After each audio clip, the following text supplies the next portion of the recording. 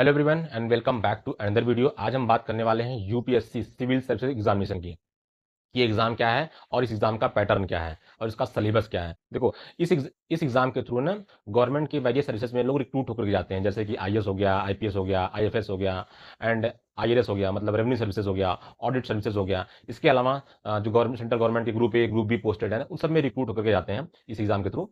तो अगर हम इस एग्जाम का पैटर्न सिलेबस की बात करें तो और इसका एज लिमिट मतलब एलिजिबिलिटी क्राइटेरिया की बात करें, तो अगर हम एलिजिबिलिटी क्राइटेरिया की बात करते हैं ना, तो इसमें क्या है, आपकी एज लिमिट इस एग्जाम को देने के लिए minimum 21 year and maximum 32 year होना चाहिए। इसके बाद आपको कैटेगरी वाइज एज रिलैक्सेशन मिलता है, वो तो अलग की बात है। और इसकी बात अगर हम करें नंबर ऑफ अटेम्प्ट, अगर आप जनरल कैटेगरी हैं तो 6 अटेम्प्ट, अगर ओबीसी हैं तो 9 अटेम्प्ट एंड अगर एससी एसटी हैं तो आपका अनलिमिटेड अटेम्प्ट होता है। एंड इसमें मिनिमम एजुकेशन क्वालिफिकेशन जो है वो आपका ग्रेजुएशन रिक्वायर्ड होती है। ग्रेजुएशन आपके पास होना चाहिए इस एग्जाम को देने के लिए, ठीक है। और अब अगर हम इसके एग्जाम के पैटर्न की बात करते हैं तो ये एग्जाम 3 स्टेज में वैसे होता है, प्रीलिम्स, मेंस एंड इंटरव्यू। तो अगर हम बात करें कि प्रीलिम्स का जो पैटर्न है वो क्या है, प्रीलिम्स के पैटर्न में ना 2 पेपर होते हैं और दोनों पेपर 200 मार्क्स के होते हैं, ठीक है। तो इसमें जो पेपर 1 होता है वो जीएस का मतलब जनरल स्टडीज का पेपर आता है। इसमें सिलेबस क्या है हम आगे बात करेंगे। एंड पेपर 2 जो है ना वो सी सेट का पेपर होता है, ठीक है। जो सी सेट जो है वो क्वालिफाइंग होता है, आपको 33% मार्क्स लाने होते हैं, ठीक है। इसके बाद आपका मतलब सेलेक्ट होकर के आप स्टेज सेकंड में पहुंचते हैं, मेंस में। और इन पेपर का जो वेटेज है वो आपका फाइनल मेरिट में काउंट नहीं होता है, ये सिर्फ एक तरीके से आपको स्टेज 2 के लिए क्वालिफाइंग पेपर है, ठीक है। तो अब बात करते हैं स्टेज 2 मतलब मेंस एग्जामिनेशन। मेंस एग्जामिनेशन में आपके 9 पेपर होते हैं, ठीक है। तो 9 पेपर में 2 पेपर जो है वो क्वालिफाइंग है, मतलब कि हिंदी और इंग्लिश के पेपर। एंड हिंदी नहीं कह सकते, एक तरीके से कह सकते हो कि आपका एक रीजनल लैंग्वेज, एक इंडियन लैंग्वेज का पेपर होता है। आप हिंदी चूज सकते हैं, आसामी चूज सकते हैं, आपका वट एवर द लैंग्वेज आप प्रीफर करना चाहते हैं एक चूज सकते हैं। दूसरा जो है आपका इंग्लिश का पेपर होता है जो कंपलसरी सबके लिए। ये दोनों पेपर सिर्फ क्वालिफाइंग होते हैं। इसके बाद इनके मार्क्स फाइनल में आपके मेरिट में जुड़ते नहीं है, इससे क्वालिफाइंग होते हैं। तो इन 2 पेपर को अगर निकाल दें तो बाकी बचे आपके पास 7 पेपर, मेंस की मैं बात कर रहा हूँ। तो 7 पेपर होते हैं, उनके मार्क्स जुड़ते हैं आपका मेरिट बनाने में, रैंक बनाने में एंड इंटरव्यू कॉल आने के लिए, ठीक है। तो जो रिमेनिंग 7 पेपर हैं उसमें से जो 4 पेपर हैं वो जीएस के हैं, जीएस 1, जीएस 2, जीएस 3, जीएस 4, ठीक है। एंड फिर इसके बाद जो दो पेपर और बचते हैं वो आपके आते हैं ऑप्शनल के 2 पेपर होते हैं, जो ऑप्शनल आप चूज करते हैं उसके 2 पेपर होते हैं एंड एक पेपर आपका ऐसे का होता है। तो कुल मिला के आपका 9 पेपर हो गया, जिसमें से 2 क्वालिफाइंग होता है एंड 4 जीएस, 2 ऑप्शनल, एक ऐसे का पेपर, ठीक है। तो क्वालिफाइंग का मार्क्स नहीं जुड़ता है, सिर्फ 7 पेपर जो है इन्हीं से आपकी मेरिट बनती है, आपकी रैंक बनती है एंड आपका इंटरव्यू कॉल आता है। तो इसका सिलेबस पैटर्न क्या है हम इस पर आगे बात करते हैं।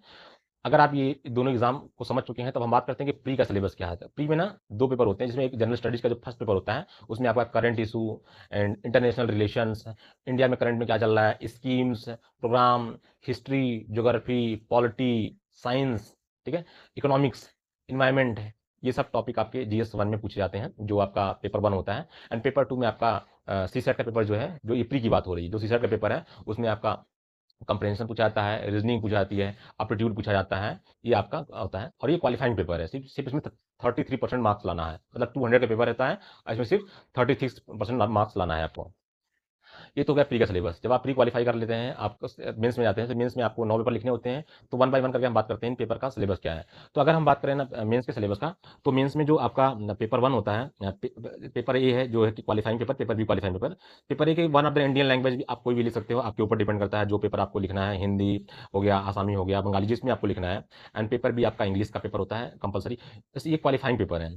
फिर आपका मेन जो मार्क्स स्टार्ट होता है वो पेपर 1 ए से आएगा, जिसमें ए से लिखना होता है।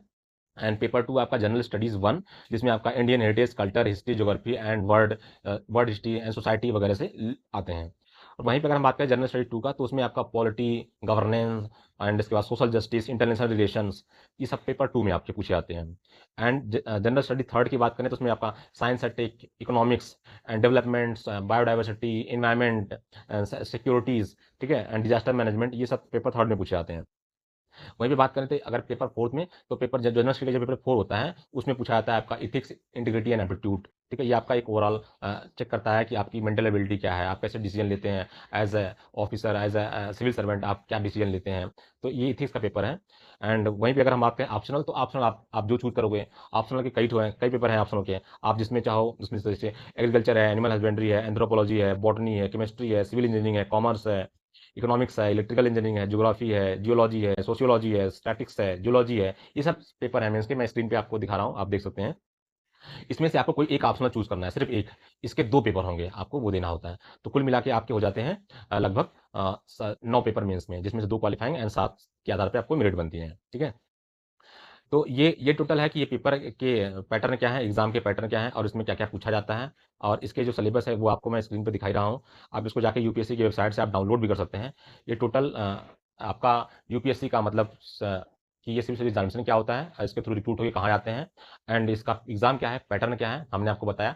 अब अपकमिंग वीडियो जो नेक्स्ट वीडियो होगी उसमें हम जीएस के जो पेपर हैं उनको हम वन बाय वन तोड़ करके उनकी बुक लिस्ट को, उनके सिलेबस को डिस्कस करेंगे। तो अगर आप चैनल पे नए हो तो चैनल को सब्सक्राइब कर लीजिए एंड ताकि आपको जब वीडियोस आएँ मतलब नेक्स्ट टाइम जब आपका वीडियो अपलोड हो जीएस पेपर की कि उसकी बुक लिस्ट क्या है, उसके सिलेबस को कैसे हम टैकल करें और कितना पढ़ना चाहिए, कहाँ से पढ़ना चाहिए, उसकी वीडियो आए तो ताकि आपको इन्फॉर्मेशन पहुँच जाए, नोटिफिकेशन पहुँच जाए, तो आप चैनल को सब्सक्राइब करिए और अगर आपको वीडियो अच्छी लगी हो तो please do like, share and subscribe and thank you so much for watching.